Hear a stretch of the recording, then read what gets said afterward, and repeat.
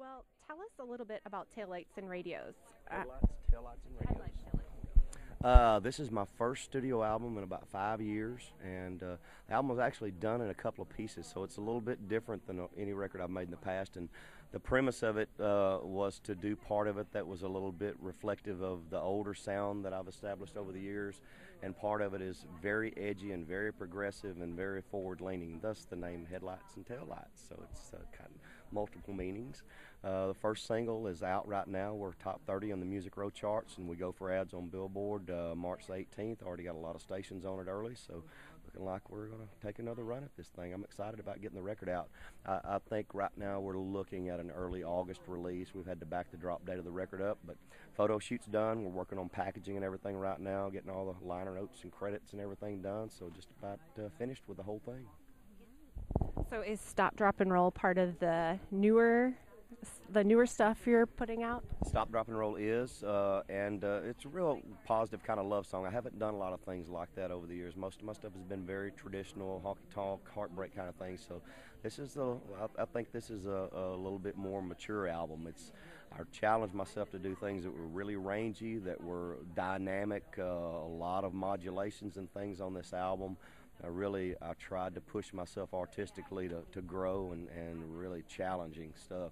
And I'm feeling it on the road. There's some of them that's hard to sing them every night when I'm doing 3 or 4 shows in a row. Some of them are really challenging. How's the audience reaction been? Because I love the single. I love it. Audience reaction has been great to everything that we're playing. There's a few things on there that I wrote that we're playing that are reacting really well. Just some really fun stuff like Blacktop is one of my favorite off the album. Just about being young and cruising around the city at night. So there's some young, fresh things on there, and everything seems to be connecting really well. You've had such a long and successful career. What has been like a major milestone that you are so proud that you met?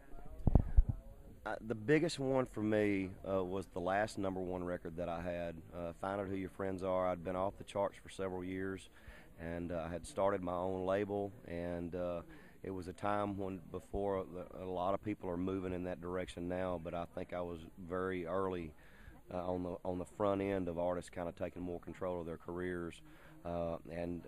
First single out of the box on the independent label, and to have a #1 record and win a CMA and an ACM off of it was pretty gratifying when I'd been off the charts for so long. If you could be anyone for a day, who would it be and why? Brad Pitt when he was married to Jennifer Aniston. And I don't think I need to say anything else. Sweet or salty? Oh, sweet. What is the last song or album you downloaded? Sgt. Pepper. When you looked at yourself in the mirror this morning, what was the first thing you thought? God, I'm getting old. What is one word that you say a lot? Wow.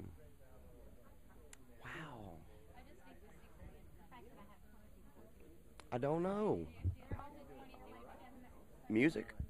I mean, I can't. I just went blank. I don't know what I say a lot. If you could pick one person to tour with ever, living or dead, who would it be? Oh, Keith Whitley.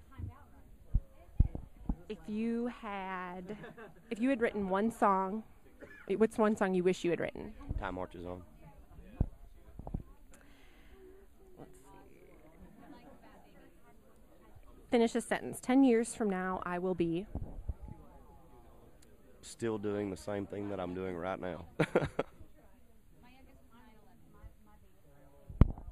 If you could change one thing about yourself, what would it be? Oh.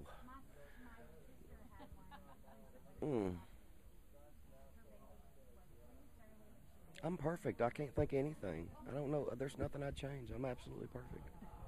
Actually, that's a good answer because it just means you're happy with yourself. It's 3 a.m. and you're not asleep. What would you be doing?